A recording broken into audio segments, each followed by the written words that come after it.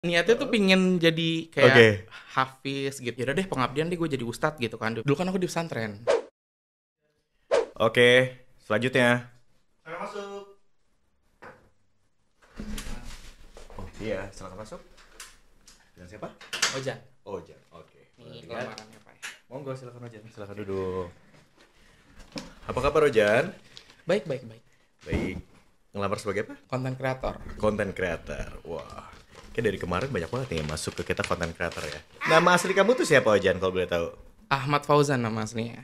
Oh bagus ya namanya ya. Ahmad Fauzan. Iya. Kenapa dipanggil Ojan? Dari SD dipanggil Ojan sih. Oh Ojan. Jadi ya udah kebiasaan sampai sekarang. Oke, Ojan. Ahmad Fauzan. Kalau boleh tahu Ahmad Fauzan ini zodiaknya apa nih? Scorpio. Uh.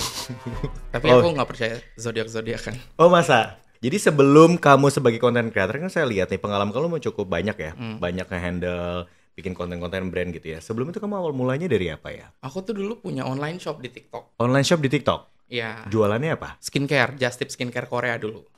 Oh, Like, oke. before brand lokal itu gede kayak sekarang ya aku jualan brand Korea dulu. Oh, jadi tuh kamu awalnya tuh malahan jadi just tip skincare dari Korea. Iya. Jadi kamu pulang pergi ke Korea. Nggak. Ada orang yang handle di sana. Oh, ada orang handle di sana. Ah. Jadi Jadi aku nggak zaman-zaman perlu. lagi Innisfree, Betul. zaman-zamannya Natur Republik. Natur Republik, akhirnya Somba ini buka baru. sampai ke sini. Betul. Oh, itu kamu startnya dari situ. Iya, aku start dari situ. Terus akhirnya kepikiran untuk udah deh gue jadi content creator itu pas kapan? Karena waktu itu sempet waktu produk lokal naik nih, Hah? jualannya nggak laku. Itu tahun berapa Jan? Kalau boleh tahu Jan? Pas pandemi banget, bener-bener awal-awal Ini jadi pandemi. pas kamu zaman-zaman jualan begini nih bentukannya. Enggak. Ini semester 2 pas semester 3 kuliah gitu. Oh, ini kamu pas lagi ngapain nih kalau boleh tahu nih? Ini kayak lagi ngerjain tugas sama teman-teman nih itu, masih megang buku. Tapi ini kamu udah jualan. Belum. Waktu ini belum. Oh, kepikiran apa waktu itu pas kayak gini? Udah kuliah aja? Iya, kuliah aja. Jurusan? Aku dulu di Fakultas Syariah dan Hukum. Ini beneran ada banget sih. Beneran, aku Islam kok. Orang suka nanyain. Ini kamu syariah hukum. Iya, betul. Kuliahnya di UIN. demi apa? Sumpah UIN. Win Ciputat. Enggak, UIN Jogja. Aku di Oh, Win Jogja dulu. Jogja. Oke. Jadi kamu tuh di UIN Syariah. Ngambil jurusannya syariah dan Hukum. hukum. Pokoknya gelarnya SH deh sama dari fakultas itu semuanya. Kepikiran kenapa jadi syariah hukum? Dulu kan aku di pesantren. Nggak usah shock dulu. Bener. Oh, kamu biasa. Oh, oke. Jadi aku dulu di pesantren. Abis Oh. itu karena dulu kayak, gue pengen jadi ustadz, pengen jadi apa kayak gitu kan. Oh iya. Kayak, Ini lucu banget sih. Ini lucu banget. ya namanya perjalanan hidup Oh iya. kan pasti. Oh iya. Ya kadang kita ada pilihan terus ya udah pindah-pindah kayak Iya, gitu pindah-pindah kan. ya. Abis lulus dari Keluar dari pesantren langsung skincarean. Enggak, niatnya tuh pingin jadi kayak Oke. hafiz gitu. Oh, ini beneran? Beneran. Aduh, Gue surprise sih kalau lo pengen jadi hafiz sih. Enggak, jadi gini ceritanya. Oke. Tapi ini keinginan kamu atau keinginan orang tua aku tanya? Masuk pesantren keinginan orang tua, cuman pengen jadi hafiz segala macam itu dulu keinginan sendiri karena kan 6 tahun pesantrennya. Kenapa kamu tiba-tiba kepikiran gue pengen jadi hafiz deh gitu? Karena dulu teman-teman pada ngafalin Quran, terus ada yang kuliah di Madinah. Tapi kamu hafal Quran? Aku cuma hafal 3 juz dulu. Cuma hafal 3 juz? Iya. Tapi kan di pesantren dulu banyak yang hafal kayak 10 juz, 30 juz kayak gitu. Wow, oke. Jadi karena teman-teman Kamu hafal 3 juz? Udah hilang. jangan. Oke. Itu udah berapa belas tahun yang lalu kayak. Oke, terus? Ya udah akhirnya karena teman-teman pada ada yang mau ke ke Mesir, ada yang mau ke Madinah, aku pengen juga dong. Oke. Kayak akhirnya ya udah deh pengabdian deh gue jadi ustadz gitu kan di pesantren. Oke, Selama beberapa bulan jadi ustadz di pesantren. Dulu kan habis lulus kan kita apply ke Tapi kampus-kampus teman-teman kan. kamu tahu nggak nih perihal ini? Tahu Oh, teman-teman tahu. aku. Kayak dosen gitu-gitu Tahu, semua tahu. baru tahu ya. Oke, terus. Ya udah apply kampus terus ternyata aku dapat jalur undangan ke UIN Jogja. Oke. Tapi kamu asli orang Jakarta? Iya, Tangerang sih. Oke, Tangerang. Oke, terus. Terus ya kata ustadz aku, ya udah diambil aja soalnya kan kalau nggak diambil jalur Maksudnya undangan kamu sayang merah kumis kan. di sini ya? Walaupun Iya. terakhir kamu capek pengen ngeleser kumis ya? Iya. Ya Terus? udah, akhirnya nggak jadi, Hah? nggak jadi ke Mesir gitu segala macam, ke Jogja lah. Oh, oke. Lulus, kelar di tahun 2021. Aku lama kuliahnya. berapa tahun ya? 6 tahun. 7 tahun ya? Oh, kok lama 7 banget? tahun. Soalnya dulu bikin online shop akhirnya kuliah terbengkalai. Oh, jadi pas ketika kamu kuliah. Ah. Oke, pertanyaan aku. Kenapa kamu berpikir ketika kamu kuliah itu kamu jualan online shop, which is barang-barang Korea? Karena duit kan ditabung. Aku dulu emang sering kerja kan, kerja Oke. part time, terus emang sering traveling banget dulu. Nah kayak kayaknya udah capek nih traveling kayak gitu, duitnya ditabung. Bingung nih duitnya mau dikemanain. Akhirnya Sombong ya. Iya. nggak, duitnya nggak banyak banget Oh, sih. iya, banyak banget. Cuma Nggak kayak- sampai kayak sekarang kalau 3 digit per bulan ya. Raja ya. Kan kalau dari dosen jatuh kamu Oh. gitu. Iya. Nah udah kayak gitu kan karena mikirnya ini kayaknya pengen gue kembangin nih duitnya. Akhirnya dulu jualan sheet mask. Oh, sheet mask dari salah Sheet mask satu brand Korea. Korea. Ha-ha. Yang lagi terkenal zaman dulu itu. Oke. Habis sheet mask kan duitnya kekumpul. Akhirnya jualan serum, jualan ini segala Oh, macam. oke. Akhirnya pandemi, terus skincare lokal naik, aduh hancur skincare Korea. Nah, barang-barang Korea kamu buang aja udah. Akhirnya aku jadiin giveaway aja waktu itu. Oh. Karena udah jadi content creator kan. Oke. Saya mau nanya, di sini sebenarnya kan kamu lumayan cukup lama ya bikin kontennya dari tahun 2021 atau 2022 jatuhnya. Kalau dari online shop sih dari 2018 ya hitungannya. Oh, berarti kamu bikin 2018 tuh your account tuh belum di TikTok kan tapi? Udah di TikTok. 2018? Iya. Oh, udah di TikTok. Udah, cuman itu akunnya jualan. Jadi akun yang aku pakai sekarang ini tadinya tuh emang akun online shop. Oh, tapi kamu ubah jadi ada personanya kamu dengan nama yang sama. Iya, enggak ganti namanya. Dulu nama online shop, terus aku Nama online ganti. shopnya dulu apa? Karena dulu jualan skincare Korea, namanya K-Skin. K-Skin. Iya. Oke, jadi K-Skin akhirnya berubah jadi Your Skincare Bestie. Bestie. Tahun berapa? Kayaknya Your Skincare Bestie itu baru dirubah 2022 apa 2023 gitu ya. Kepikirannya kenapa kamu rubah? Karena dulu aku kan lagi ngulik nih, gue mau jualan nih gimana ya biar laku, video biar rame ya gitu kan. Kan gue mikir, nggak belum ada nih orang-orang yang bahas ingredients gitu kan. Upload video yang kayak gitu pertama kali langsung 1 M yang views. Yang mana nih video kamu yang mana nih? Aku ngebahas soal overclaim. Oh, overclaim. Terus? Jadi dulu kan overclaim. Sebelum Doktif bikin overclaim, kamu udah bikin overclaim sebenarnya? Udah. Tapi aku nggak uji lab. Jadi Oh, aku uji cuma lab, ha. kan kalau klaim kosmetika itu kan ada aturan kan penulisannya. Iya, ha. Nah, karena aku belajar soal hukumnya juga. Oh iya, benar. Nah, karena urutan penulisan kayak gitu. Ha. Nah, aku ngecekin brand-brand tuh waktu itu. Ha. Wah, ini nggak sesuai klaim nih. Klaimnya kayak gini tapi di ingredient listnya kayak gini. Oh, nice. Terus? Nah, karena aku bikin video kayak gitu, ya rame. Oke. Rame. Akhirnya aku kenalan sama beberapa content creator. At the time aku kenalan sama Raja, Nando, Iya. terus Kak Ali juga gitu kan. Iya. Apa gua banting setir ya jadi content Oh, creator iya, gitu iya. kan.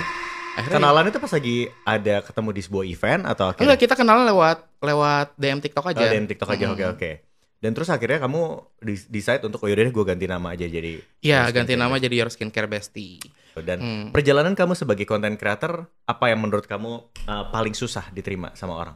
Dalam artinya kamu dulunya kan kuliah di syariah, terus banting setir jadi skincare. Teman-teman yang lain pas kuliah ngeliat kamu gimana saat ini? Aku sih lebih nggak peduli ya. Gak peduli, ha? Ya udah jalanin aja. Jalanin aja ya. Dan terus ada tanggapan orang-orang nggak so far selama kamu jadi content creator? Kalau dari orang-orang terdekat sih nggak ada tanggapan yang negatif atau gimana-gimana. But sometimes ya kayak orang tua kayak, jangan terlalu berlebihan kayak gitu segala macam. Tapi aku tipikal orang yang rebel dan emang nggak mau dengerin orang aja sih. Oke, jadi ya udah just let it flow aja. Iya. Ini gue gitu ya. Tapi ada, kalau ngomongin tentang review gitu ya, sometimes kan kita kan dapat scope of work ya, dapat orderan dari skincare. Kalau kamu tipenya kalau memang kamu nggak suka tuh skincare, kamu tolak aja atau gimana? Kalau aku kan pertama approval itu produknya dulu dong. Kayak aku ngeliat ingredient listnya, terus klaim-klaimnya mereka kalau selama aman aku terima. Oke. Nah biasanya tuh yang ribet ketika mereka udah ngirimin brief. Nah itu gimana tuh coba? Aku debatin aja nyampe gontok-gontokan. Oh iya, ada nggak satu cerita brand yang menurut kamu gontok-gontokan banget kayaknya, wah ini susah banget anjir orang gue konsepnya begini kok dia kayak jualan banget gitu atau terlalu overclaim, ada nggak? Aduh ini takutnya ketebak. Enggak, let's say nggak usah sampai detail banget lah. Apa gara-gara apa? SOW-nya apa? Sebenarnya jadi brand ini minta buat sampein klaim A. Oke. Yang mana klaim A itu sebenarnya nggak ada backup datanya. Jadi aku udah cari-cari di jurnal nggak ada. Aku tanyain. Oh kamu tuh sambil nyari jurnal juga? Iya, aku emang nyari jurnal kalau buat oke. klaim-klaiman kayak gitu. Terus aku nanya, Kak dari manufacturer ada nggak sih data sheetnya yang nyebutin ini segala macam? Ini Mereka juga brand nggak lokal punya. atau brand luar? Brand lokal. Oke, terus? Karena nggak bisa, ya udah akhirnya batal. Batal akhirnya udah nggak kerja sama. Ya udah nggak kerja sama. Tapi dari sisi seorang content creator gitu ya, kamu paling seneng tuh kalau brand yang kayak apa? Mungkin brand-brand juga harus dengar kali ini. Aku sih paling suka kalau brand mau dengerin insight dari content kreatornya sih. Oke. Karena setiap konten kreator kan pasti beda-beda. Kalau disuruh ngomongin hal yang sama sesuai sama keinginan brand kan takutnya susah ya. Aja ya. Kadang aku juga kalau lagi banyak banget endorsean dan harus banyak producing banyak video, kadang kan ya udahlah selama masih aman gitu briefnya ya udah aku ikutin selama nggak overclaim ya briefnya aku ikutin. Tapi kadang kalau aku lagi lagi rajin banget nih kerja ngulik semuanya kayak gitu, ya aku debatin semua. Jadi kadang ada brand yang kayak Kak begini Kak kita maunya begini-begini. Kadang ada yang kayak Kak nyebutin nama brandnya harus 5 kali ya. Ini video 1 menit ngapain nyebutin nama brandnya 5 kali gitu kan. Tapi dia minta yang soft selling. Ini gak soft selling kayak gitu kan. 5 kali soalnya gitu kan. Tapi menurut kamu nih, di antara semua brand yang udah pernah kerja sama kamu ya, menurut kamu 3 hal yang paling dibenci seorang content creator dari sisi Ojan apa kalau sama brand? Mungkin teman-teman juga harus tahu. Terlalu overclaim. Iya, pertama itu klaimnya di luar nalar. Terus?